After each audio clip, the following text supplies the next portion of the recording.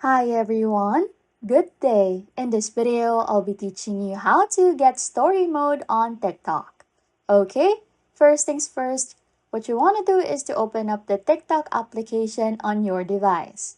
Tap on the plus button at the center of the screen to open your camera.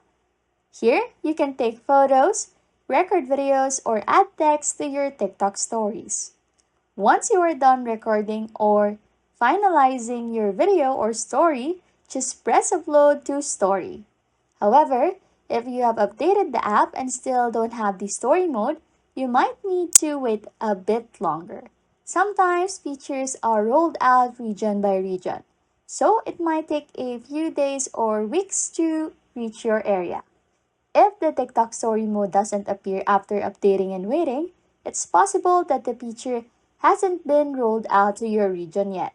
So just be patient and it should become available in due time. Anyways, if you like content like this, don't forget to subscribe to this channel or comment down below any tutorials you want us to make so we can help you. And that's it. You can now get story mode on TikTok. Thanks for watching and happy scrolling.